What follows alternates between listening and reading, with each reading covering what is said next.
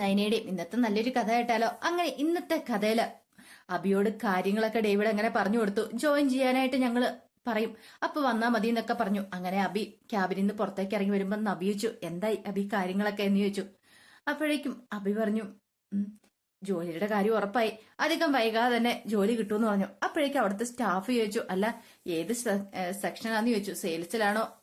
അല്ല അതിനെക്കുറിച്ചൊന്നും പറഞ്ഞിട്ടില്ല, കമ്പനിയുടെ മേൽനോട്ടം എന്ന് പറഞ്ഞിട്ടുള്ളൂ. ആഹാ, അപ്പൊ ഇനിയിപ്പം വലിയ ആളാവൂലോ, ഞങ്ങളൊക്കെ ചിലപ്പോ സാറേന്ന് വിളിക്കേണ്ട വരുമല്ലോ എന്ന് പറഞ്ഞു. അബി സാറേന്ന് ഞാൻ അത്രയ്ക്കൊന്നും ചിന്തിച്ചിട്ടൊന്നുമില്ല, കാരണം എനിക്ക് അത്ര വലിയ അത്യാഗ്രഹവും കാര്യങ്ങളൊന്നും ഇല്ലാന്ന് പറഞ്ഞു. പക്ഷെ അപ്പോഴും അബിയുടെ മനസ്സിലൊരു ചിന്തയുണ്ടായിരുന്നു, നീയൊക്കെ കാണാൻ പോകുന്നുള്ളടാ ഈ അബി ആരാന്ന്, നിന്റെയൊക്കെ മേലെ ഞാൻ എത്തും എന്നൊരു ചിന്തയായിരുന്നു. പിന്നീട് നബി പറഞ്ഞു, എന്നാ ശരി നമുക്ക് ഇറങ്ങാന്നും പറഞ്ഞോണ്ട് അവരവിടുന്ന് ഇറങ്ങുവാണ്. ഇനിയിപ്പം നയനൊരു പുതിയ ഡിസൈനൊക്കെ വരച്ചോണ്ടിരിക്കുകയാണ്. അപ്പോഴാണ് ആദർശിന്റെ വരവ്. ആദർശിനെ കണ്ടപ്പോ നയന ചോദിച്ചു, അല്ല ജഗദീപ് സിംഗിനെ ആരെങ്കിലും തിരിച്ചറിഞ്ഞോന്ന് ചോദിച്ചു. അവിടെ കമ്പനിയിൽ ആരും അറിഞ്ഞിട്ടൊന്നുമില്ല, പക്ഷെ വേറൊരു കാര്യമുണ്ട്, അവിടെ വെച്ച് ഞാൻ ചിലരെ കണ്ടായിരുന്നു പറഞ്ഞു. ആരെ? വേറെ ആരെ? നവ്യേനെ അഭിയനം കണ്ടായിരുന്നു പറഞ്ഞു. എന്നിട്ട് അവർക്ക് ആദർശനെ കണ്ടു മനസ്സിലായോ? മനസ്സിലായിട്ടൊന്നും ഇല്ലാന്ന് പറഞ്ഞു. രക്ഷപ്പെട്ടു. അതുകൊണ്ട് തൽക്കാലത്തേക്ക് ഈ കുപ്പായി ഞാൻ ഊരാൻ ഉദ്ദേശിച്ചിട്ടില്ല, ഇത് വെച്ച് തന്നെ ഈ വേഷത്തിൽ തന്നെ അടുത്ത പ്രാവശ്യം ഞാൻ പോകുന്നു പറഞ്ഞു. അത് കേട്ടപ്പോ നയന പറഞ്ഞു, എനിക്ക് തോന്നുന്ന അബിക്ക് ഇതിനകത്ത് എന്തെങ്കിലും പങ്കുണ്ടാവുന്ന ഒന്ന് ആലോചിച്ച് നോക്കിയേ. അബി മിക്കവാറും ഇപ്പൊ അവിടെ വന്നിട്ടുണ്ടായിരിക്ക, വേറെ ജോലിയുടെ വല്ല ആവശ്യത്തിനാണോന്ന് അറിയത്തില്ലോ. അത് ശരിയാ നയനെ, എനിക്കും അങ്ങനെ തോന്നാതില്ല. പക്ഷെ ഒരു കാര്യമുണ്ട് ആദർശേട്ടാ, മുമ്പ് അവൻ കള്ളക്കടത്ത് സ്വർണം കൊണ്ടുവന്ന് ആഭരണമാക്കി വിറ്റ കഥ അറിയാലോ. അപ്പൊ അതിനകത്ത് ഈ ജ്വല്ലറിക്കും പങ്കുണ്ടോന്ന് അറിയത്തില്ല, അവരോടൊപ്പം ചേർന്നിട്ടാണോന്ന്. അങ്ങനെയാണെങ്കിൽ അവനെ ഞാൻ വെറുതെ വിടാൻ പോകുന്നില്ല എന്നൊക്കെ പറഞ്ഞു. അല്ല അവിടെ ചെന്നിട്ട് എങ്ങനെയായി, കാര്യങ്ങളൊക്കെ ചോദിച്ചറിഞ്ഞോന്ന് ചോദിച്ചു. കുറേശ്ശെ വിവരങ്ങളൊക്കെ ഞാൻ ചോർത്തിയെടുക്കുന്നുണ്ട്. പിന്നെ അയാളുടെ സ്വദേശിയുടെ പത്തനംതിട്ട, പക്ഷെ അയാള് പിന്നീട് ദുബായിലായിരുന്നു ബിസിനസ്സും കാര്യങ്ങളൊക്കെ നടത്തിയത്. ദുബായി നമുക്കിട്ട് പണി തന്നല്ലേ. അത് കേട്ട് കഴിഞ്ഞപ്പോ നയന ചോദിച്ചു, അല്ല വേറെ കാര്യങ്ങളൊക്കെ അയാളെ കണ്ടിട്ട് അത്ര വലിയ കുഴപ്പക്കാരാണെന്നൊന്നും തോന്നില്ല, പിന്നെ അല്ല അതിബുദ്ധിമാനാണെന്നൊന്നും തോന്നുന്നില്ല. പക്ഷെ ഇതിന്റെ പിന്നെ വേറെ ആരെങ്കിലും ഒക്കെ ഉണ്ടോന്ന് അറിയത്തില്ലോ നയനെ. അത് മാത്രല്ല, ഞാൻ അയാളെ ഒന്ന് ഇംപ്രസ് ചെയ്യിച്ചിട്ടുണ്ട്. രാജസ്ഥാനിലും പഞ്ചാബിലും ഒക്കെ കോടിക്കണക്കിന് ബിസിനസ്സുകളാണ് ഉണ്ടാവാൻ പോന്നേ. അങ്ങനെയൊക്കെ പറഞ്ഞിട്ട് അയാളെ ഒന്ന് പറഞ്ഞു മയക്കിയിട്ടുണ്ട്. അയാൾ അതിൽ വീണിട്ടുണ്ടെന്ന് പറഞ്ഞു. അല്ല അയാൾക്ക് വേറെ സംശയങ്ങളൊന്നും തോന്നിയില്ലോ അല്ലെ? എന്ത് സംശയം? വേറെ ഒരു സംശയവും തോന്നിയിട്ടില്ല. ഇപ്പൊ അവരുടെ വിചാരം മൂർത്തി ജ്വല്ലർ തകർന്നുകൊണ്ടിരിക്കുകയാണ്, അപ്പൊ അവർക്കിനി ഒന്നും ചെയ്യാൻ കഴിയില്ല. അങ്ങനെ വിചാരിച്ചിരിക്കുന്ന സമയത്ത് വേണം നമുക്ക് എതിരിടാനായിട്ട്. കാരണം അവരുടെ വിചാരം നമ്മളെ കൊണ്ട് ഇനിയിപ്പോ ഒന്നിനും സാധിക്കില്ല എന്നാ. അങ്ങനെ ഇരിക്കുമ്പോ നമ്മൾ പതിയിരുന്ന് നമ്മൾ ആക്രമിക്കണോന്ന് പറഞ്ഞു. കാര്യമൊക്കെ ശരിയാ ആദർശേട്ടാ, പക്ഷെ നമുക്ക് എവിടെയെങ്കിലും ഒരു പിഴവ് സംഭവിച്ചിട്ടുണ്ടെങ്കിൽ ഒരിടത്തും ഒരു പിഴവ് സംഭവിക്കാൻ പോകുന്നില്ല. ഈ പറയുന്ന അവരുടെ ഡീറ്റെയിൽസ് കുറേശ്ശെയായിട്ട് ഞാൻ ചോർത്തിയെടുക്കും. അവരെ ഞാൻ വേരോട് സഹിതം ഞാൻ പിഴുതെറിയൂന്ന് പറയാണ്. അങ്ങനെയാണെ കുഴപ്പമില്ല, ആദർശേട്ടൻ ധൈര്യമായിട്ടിരിക്കുക, എന്തിനും ഏതിനും ഞാനും ഇല്ലേന്ന് പറഞ്ഞു. ഈ വേഷമൊക്കെ ഒന്ന് മാറി വെക്കണം. ആകെപ്പാടെ വല്ലാത്തൊരു ചൊറിച്ചിലും ബുദ്ധിമുട്ടും ഒക്കെയാ. കാരണം ആ തലയിലെ തൊപ്പിയും കാര്യങ്ങളും എല്ലാം വെച്ചുകൊണ്ട് പോയിട്ട് ആദർശന് ഭയങ്കര ബുദ്ധിമുട്ടുണ്ടായിരുന്നു. പിന്നീട് നയനോട് പറഞ്ഞു, ദീപാ ഇനിയിപ്പൊ ടെൻഷൻ അടിക്കേണ്ട കാര്യമില്ല, എന്തിനും ഏതിനും നമ്മളോടൊപ്പം കിരണും കല്യാണിയൊക്കെ ഉണ്ടല്ലോ എന്നും പറഞ്ഞ് നയനയും വിളിച്ചോണ്ട് അകത്തേക്ക് കയറിപ്പോയി. ഇതേ സമയത്ത് മൂർത്തി മുത്തച്ഛന് അനിയുടെ അടുത്തേക്ക് വരുവാണ്. അനിയുടെ അടുത്ത് വന്നിട്ട് പറഞ്ഞു, നാളെയാണ് കിരീടധാരണം.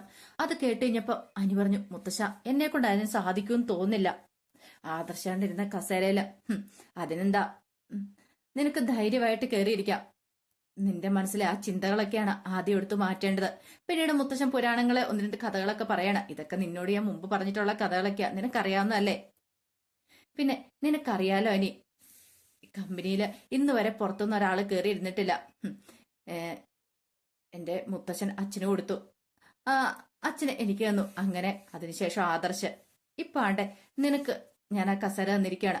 അപ്പൊ നീ വേണം അവിടെ കയറിയിരുന്ന കാര്യങ്ങളൊക്കെ നല്ല രീതിയിൽ മുന്നോട്ട് കൊണ്ടുപോകാനായിട്ട്. അപ്പോഴേക്കും ജയനും പറഞ്ഞു, അത് ശരിയാ നീ, നിന്നെ കൊണ്ട് സാധിക്കൂന്ന് പറയണ. അല്ല എന്നാലും എനിക്കതിന്, അതെ നമുക്ക് കഴിയോ എന്ന് ചോദിച്ചോണ്ട് നമ്മള് പിന്നോട്ട് മാറിയിരിക്കാൻ പാടില്ല. കഴിയും. ഒരു പക്ഷേയെങ്കിലും നിന്നെ കൊണ്ട് അതിന് കഴിഞ്ഞില്ലെങ്കിൽ ഞാൻ മരിച്ചെന്ന് തന്നെ ഞാൻ കൂട്ടിക്കോളാം. കാരണം അങ്ങനെയാണ്. പിന്നെ ഇന്ന് വരെ ഇങ്ങനൊരു അവസ്ഥ ഈ കുടുംബത്തിൽ ഉണ്ടായിട്ടില്ല, ആദ്യത്തെ സംഭവം എന്ന് പറഞ്ഞു. ജയനും അജയനും ഒക്കെ അനിയെ സപ്പോർട്ട് ചെയ്യുന്നുണ്ട്.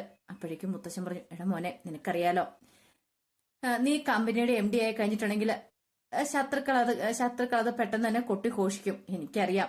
നിനക്ക് നല്ല രീതിയിൽ തന്നെ മുന്നോട്ട് പോകാനായിട്ട് സാധിക്കണം. നിനക്ക് അതിന് കഴിയുമെന്ന് എനിക്ക് ആത്മവിശ്വാസമുണ്ട്. നീ ഒരു കാരണവശാലും പുറകോട്ട് മാറരുത്. പിന്നെ നിനക്ക് കഴിവുള്ളതുകൊണ്ടാണല്ലോ നീ ഇവിടം വരെ എത്തിയത്.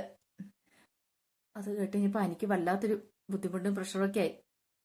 അപ്പോഴേക്കും മുത്തശ്ശൻ പറഞ്ഞു, നീ നാളെ നമ്മുടെ കാർന്നവന്മാരെ ഭഗവാനെ മനസ്സിൽ ധ്യാനിച്ച് ഐശ്വര്യമായിട്ട് പോയി ആ കസേര കയറിയിരുന്നു. നിനക്കൊന്നും സംഭവിക്കില്ല. നല്ല രീതിയിൽ തന്നെ കമ്പനിയെ മുന്നോട്ട് നയിക്കാനായിട്ട് നിനക്ക് സാധിക്കും എന്നൊക്കെ പറഞ്ഞ് മുത്തശ്ശന അനുഗ്രഹിച്ചിട്ട് അങ്ങോട്ട് പോവാണ്. വല്ലാത്തൊരു ടെൻഷനോടുകൂടി അനി നിൽക്കുമ്പോ അജയൻ പറഞ്ഞു, അനി അച്ഛൻ പറഞ്ഞത് കേട്ടല്ലോ, അതേ അഭിപ്രായം തന്നെ എനിക്ക്. നീ വലുതായിട്ട് അത്ര ഇതായിട്ടൊന്നും അവിടെ ചെയ്യുന്ന ഞാൻ പ്രതീക്ഷിക്കുന്നില്ല. അങ്ങനെ ഞാൻ ഒരിക്കലും നിന്നെ നിർബന്ധിക്കുന്നില്ല. പക്ഷെ കമ്പനിയെ നല്ല രീതിയിൽ കൊണ്ടുവരാനായിട്ട് നിനക്ക് സാധിക്കണം. ഇപ്പോഴത്തെ ഈ അവസ്ഥയില് കമ്പനിയിൽ ഒരു മെച്ചം ഉണ്ടാവണം. നീ തന്നെ കേറിയാലോ മതിയാകത്തുള്ളൂ. അല്ലാതെ പുറത്തുനിന്ന് ഒരാൾ വന്നിട്ടുണ്ടെങ്കിൽ ഒരിക്കലും ശരിയാകത്തില്ല. അച്ഛനെ ഒരു കാരണവശാലും നീ വേദനിപ്പിക്കരുതെന്ന് പറഞ്ഞു. അങ്ങനെ ഒടുവില് എനിക്കൊരു എന്ത് ചെയ്യണം അല്ലെങ്കിൽ ഒരു തീരുമാനം എടുക്കാൻ പറ്റാത്ത അവസ്ഥ. മുത്തശ്ശനെ എതിർത്ത് പറയാനും പറ്റില്ല. മുത്തശ്ശൻ പറഞ്ഞിട്ടുണ്ടെങ്കിൽ അംഗീകരിച്ചേ മതിയാവുള്ളൂ. വല്ലാത്തൊരു ബുദ്ധിമുട്ടിലായിപ്പോയി അനി. പിന്നീട് പിറ്റേ ദിവസമായി ദേവേനി പതിപോലെ രാവിലെ എഴുന്നേറ്റ് സിറ്റ് ഔട്ടിലേക്ക് വരുവാണ്. വരുന്ന സമയത്ത് ദേവേനിക്ക് ഭയങ്കര വിഷമമുണ്ടായി. നയനമോൾ ഇവിടെ ഉണ്ടായിരുന്നെങ്കിൽ രാവിലെ കോലമൊക്കെ വരച്ച് അവിടെ കണ്ടേരം. പിന്നീട് ദേവേനി നേരെ പൂജാമുറിയിലേക്ക് പോയി പ്രാർത്ഥിക്കുവാണ്. എന്റെ ഭഗവാനെ, എന്റെ നയനമോൾക്കും ആദർശമോനും കാര്യങ്ങളൊക്കെ എത്രയും പെട്ടെന്ന് നല്ല രീതിയിൽ നടത്താൻ കഴിയണേ. അവർക്ക് അതിനുള്ള ശക്തിയും ബുദ്ധിയൊക്കെ കൊടുക്കണമെന്ന് പറഞ്ഞ് പ്രാർത്ഥിച്ചു. ഇതേ സമയത്ത് ജാനകി നേരെ അനിയുടെ മുറിയിലേക്ക് വന്നു. അനി നല്ല ഉറക്കത്തിലായിരുന്നു. എടാ, എന്ത് ഉറക്കം അവിടെ ഉറങ്ങണമെന്നും പറഞ്ഞുകൊണ്ട് അനിയെ വിളിച്ചു. എന്റെ അമ്മേ, ഞാൻ വെളുക്കാറായപ്പോഴാ ഒന്ന് കണ്ണടച്ച് ഉറങ്ങാനും സമ്മതിക്കില്ലെന്ന് ചോദിച്ചു. എടാ, നീ ഭാരിച്ചൊരു ഉത്തരവാദിത്തം ഏറ്റെടുക്കാൻ പോകുന്ന ദിവസമാ, എന്നിട്ടാണോ നീ ഇങ്ങനെ കിടന്ന് ഉറങ്ങണേ? പിന്നീട് അനി എഴുന്നേറ്റു. അമ്മയ്ക്ക് ഇത് പറയാം. എന്റെ വിഷമം എനിക്കല്ലേ അറിയത്തുള്ളൂ. എനിക്ക് ആദർശേട്ടൻ ഇരുന്ന കസേരയിൽ ഇരിക്കാനായിട്ട് കുറച്ച് ബുദ്ധിമുട്ടാണെന്ന് പറഞ്ഞു. എടാ, സാധാരണഗതിയില് കമ്പനിയിൽ ഇങ്ങനെ ഒരു പൊസിഷൻ കിട്ടിക്കഴിയുമ്പോ എല്ലാരും സന്തോഷിക്കുകയും ചെയ്യുന്നേ. അതിനു പകരം നീ അമ്മേ, എനിക്ക് സന്തോഷിക്കാൻ പറ്റില്ല. അമ്മയ്ക്കറിയാലോ എന്നെ. എടാ, അമ്മമാർക്കും അച്ഛന്മാർക്കും ഒക്കെ ഭയങ്കര സന്തോഷമാ മക്കൾ ഇങ്ങനെ ഉയരത്തിലെത്തുമ്പോ. നിനക്ക് മാത്രം എന്താടാ ഇങ്ങനെ? അമ്മയ്ക്കറിയാലോ എന്റെ കാരണം എന്താന്ന്. ഞാൻ ആദർശേനെ അത്രമാത്രം സ്നേഹിക്കുന്നുണ്ട്. ദൈവത്തെ ഓർത്ത് അമ്മ എനിക്ക് പ്രഷർ തരാനിരുന്നാ മതി. അതെ, നീ ഇങ്ങോട്ട് എഴുന്നേറ്റ്. നീ ഇനി ഇവിടെ കിടന്നാൽ ശരിയാകത്തില്ല. അവിടെ കിടന്ന് ഉറങ്ങത്തുള്ളൂ എന്നും പറഞ്ഞുകൊണ്ട് അനിയെ ഉറങ്ങാൻ സമ്മതിച്ചില്ല. എഴുന്നേറ്റ് റെഡിയാവും നോക്ക് എന്നൊക്കെ പറഞ്ഞിട്ട് ജാനകി അങ്ങോട്ടേക്ക് പോയി. ഇതേ സമയത്ത് നവ്യ ആകെപ്പാടെ കട്ട കലിപ്പ് നിൽക്കുകയാണ്. അപ്പോഴേക്കും അബി അങ്ങോട്ടേക്ക് വന്നു. അതെ, താഴെ പൂജകളൊക്കെ തുടങ്ങാൻ പോവാ, താഴേക്ക് പോകണ്ടേന്ന് ചോദിച്ചു. എടാ, നിനക്ക് നാണമില്ലേടാ? ഇന്ന് അനി എം ഡി കസാലിൽ ഇരിക്കാൻ പോകുന്നതിന്റെ പൂജകളും കാര്യങ്ങളൊക്കെയാ. അതിനകത്ത് പോയി പങ്കെടുക്കാനായിട്ട്. എടാ, ഈ പറയുന്ന അനി കമ്പനിയുടെ മേൽനോട്ടം ഏറ്റു കഴിഞ്ഞിട്ടുണ്ടെങ്കിൽ പിന്നെ ഏതാന്നൊക്കെ നിനക്കറിയാലോ. അല്ലെങ്കിൽ തന്നെ ഉണ്ടല്ലോ, അവനെ എനിക്ക് കണ്ണെടുത്താ കാണത്തില്ല. അവൻ 2-3 ബ്രാഞ്ചിനെ മേൽനോട്ടം ഏറ്റു കഴിഞ്ഞപ്പം നിന്നെ ആ കമ്പനിയിൽ നിന്ന് പുറത്താക്കിയവനല്ലേ അവന്. അങ്ങനെയുള്ളവന് ഐശ്വര്യം ഉണ്ടാൻ വേണ്ടിട്ടാണ്ടോ നീ ചെല്ലുന്നേ? അങ്ങനെ ഇപ്പൊ നീ ഒരു പൂജയിലും പോയി പങ്കെടുക്കണ്ടെന്ന് പറഞ്ഞു. അല്ല, നമ്മൾ ചെന്നില്ലെങ്കിൽ എന്താ ആകാശം ഇടിഞ്ഞു വീഴുവോ? ഒന്നും സംഭവിക്കാൻ പോകുന്നില്ല. അങ്ങനെ ഇപ്പൊ നീ ചെല്ലേണ്ട കാര്യമൊന്നുമില്ല. അവർക്ക് എല്ലാവർക്കും അറിയാം നമുക്ക് എന്താ നമ്മുടെ മനസ്സിൽ എന്താന്നുള്ള കാര്യങ്ങളൊക്കെ. പിന്നെ നമ്മൾ പുറമെ വേറൊന്ന് കാണിക്കുന്നത് മാത്രമുള്ളെന്നൊക്കെ അറിയാം. പിന്നെ അതുകൊണ്ട് നീ ചെന്നില്ലേലും വലിയ പ്രശ്നമൊന്നും ഇല്ലാന്ന് പറഞ്ഞു. അപ്പോഴേക്കും അഭി പറഞ്ഞു, എന്നാലും ഇല്ലടാ. എടാ, ഇനിയിപ്പൊ ഇതിനെ കുറിച്ച് ആരെങ്കിലും എന്തെങ്കിലും ചോദിച്ചോണോ വന്നിട്ടുണ്ടെങ്കിൽ ഞാൻ അതിന് മറുപടി കൊടുത്തോളാം. എനിക്കറിയാം മറുപടി കൊടുക്കാനായിട്ട്. നീയൊക്കെ ആരും ഓർത്ത് പേടിക്കൊന്നും വേണ്ട. ഇങ്ങനെ മറ്റുള്ളവരുടെ മുന്നിൽ പോയി തല കുനിച്ചു പിടിച്ച് നിൽക്കേണ്ട കാര്യമൊന്നും ഇല്ല ബി. നിന്നെ ഉയരത്തിലേക്ക് കൊണ്ടുള്ള കാര്യങ്ങളൊക്കെ ഞാൻ ചെയ്തിട്ടുണ്ട്. പിന്നെ നീ എന്തിനാ ഇങ്ങനെ ടെൻഷൻ അടിക്കുന്നേ?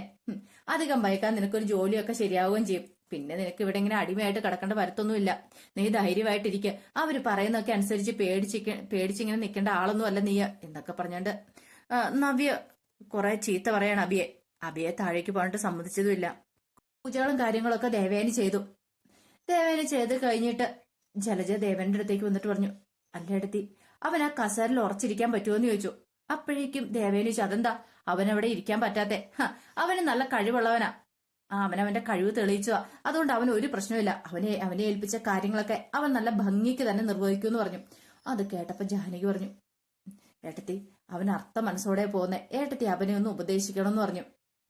ഞാൻ ചെയ്തോളാം, നീ പേടിക്കൊന്നും വേണ്ട ജാനകി. അവൻ നല്ല ബോധമുള്ളവനാന്നൊക്കെ പറഞ്ഞു. അതേ സമയത്ത് മുത്തശ്ശന് അനിയോട് പറഞ്ഞു, അതെ, ഞാൻ എന്താണെങ്കിലും കമ്പനിയിലേക്ക് വരുന്നില്ല. നിന്റെ അച്ഛനും വല്യച്ഛനും ഒക്കെ ഉണ്ട് നിന്റെ കൂടെ.